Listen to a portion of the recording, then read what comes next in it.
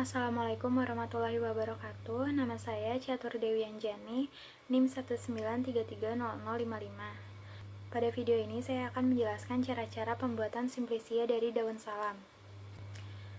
Pertama-tama saya akan menjelaskan pengertian simplisia. Menurut Departemen Kesehatan RI, simplisia adalah bahan alami yang digunakan untuk obat yang belum mengalami perubahan proses apapun, kecuali dinyatakan lain, umumnya berupa bahan yang telah dikeringkan. Penggolongan simplisia. Simplisia digolongkan menjadi 3. Pertama, simplisia nabati. Simplisia nabati adalah simplisia yang dapat berupa tanaman utuh, bagian tanaman, eksudat tanaman, atau gabungan antara ketiganya.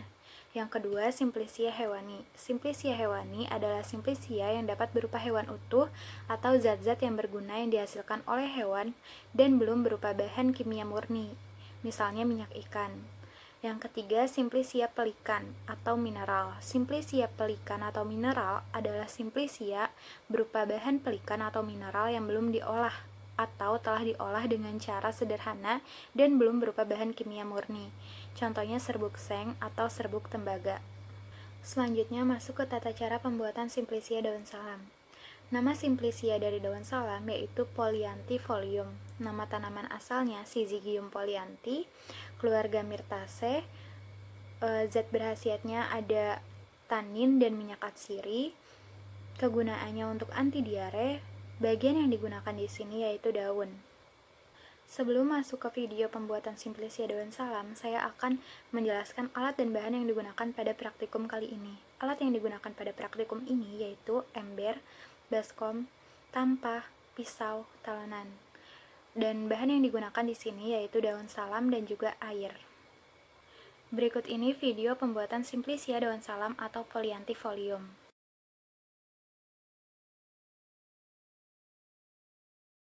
Untuk tahap yang pertama yaitu pemanenan. Dalam pemanenan daun salam, kita memilih daun yang masih segar dan yang memiliki rentang daun agak tua dengan warna daun hijau tua dengan ukuran daun yang lebar. Selanjutnya penyortiran. Penyortiran ini dilakukan setelah selesai panen dengan tujuan untuk memisahkan kotoran-kotoran atau bahan-bahan asing, bahan yang tua dengan yang muda atau bahan yang ukurannya lebih besar atau lebih kecil. Walaupun dalam pemanenan kita sudah memilih daun yang segar, tapi dalam proses kali ini kita tetap masih memilih daun salam dari yang terbaik untuk yang terbaik dari yang kita panen tadi. Kita juga membersihkan kotoran yang melekat pada daun, kita juga menghilangkan tangkai daun pada daun salam. Tahap selanjutnya yaitu pencucian. Tahap ini bertujuan menghilangkan kotoran-kotoran dan mengurangi mikroba-mikroba yang melekat pada daun salam. Pencucian harus segera dilakukan setelah panen karena dapat mempengaruhi mutu bahan. Pencucian harus menggunakan air bersih seperti dari mata air, sumur, atau pam. Penggunaan air kotor dapat menyebabkan jumlah mikroba pada bahan tidak akan berkurang, bahkan akan bertambah. Selanjutnya tahap perajangan. Perajangan ini dilakukan untuk mempermudah proses selanjutnya seperti pengeringan, pengemasan, dan penyimpanan. Perajangan bahan dapat dilakukan secara manual dengan pisau yang tajam ataupun dengan mesin pemotong atau perajang. Bentuk irisan split atau slice tergantung tujuan pemakaian. Untuk tujuan mendapatkan minyak atsiri yang tinggi, bentuk irisan sebaiknya membujur atau split, dan jika ingin bahan lebih cepat kering, bentuk irisan sebaiknya melintang. Dalam perajangan daun salam, kita melakukan dengan cara manual yaitu mensuir-suir daun di mana setiap daun kita potong menjadi 4-6 bagian. Selanjutnya tahap pengeringan. Pengeringan adalah suatu cara pengawetan atau pengolahan pada bahan dengan cara mengurangi kadar air sehingga proses pembusukan dapat terhambat. Dengan demikian dapat dihasilkan simplisia terstandar, tidak mudah rusak, dan tahan disimpan dalam waktu yang lama. Selanjutnya penyortiran kering. Tahap ini dilakukan untuk memisahkan benda-benda asing yang terdapat pada simplisia seperti akar-akar, pasir, kotoran unggas, atau benda asing lainnya. Proses ini merupakan tahap akhir dari pembuatan simplisia kering sebelum dilakukan pengemasan, penyimpanan, atau pengolahan lebih lanjut. Selanjutnya pengemasan. Pengemasan dapat dilakukan terhadap simplisia yang sudah kering.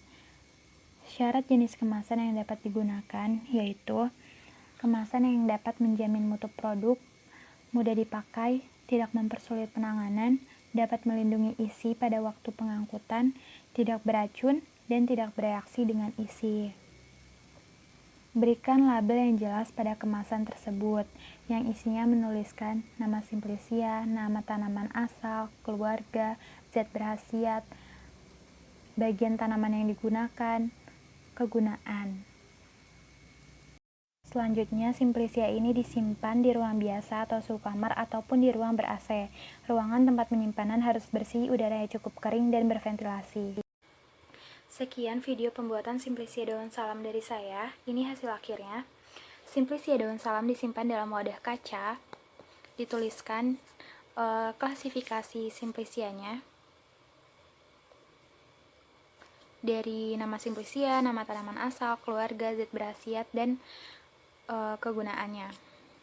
Di sini dibuat oleh saya, Catur Dewi Anjani, NIM 193300055, Praktikum Farmakognosi kelas A. Kurang lebihnya mohon maaf. Wassalamualaikum warahmatullahi wabarakatuh.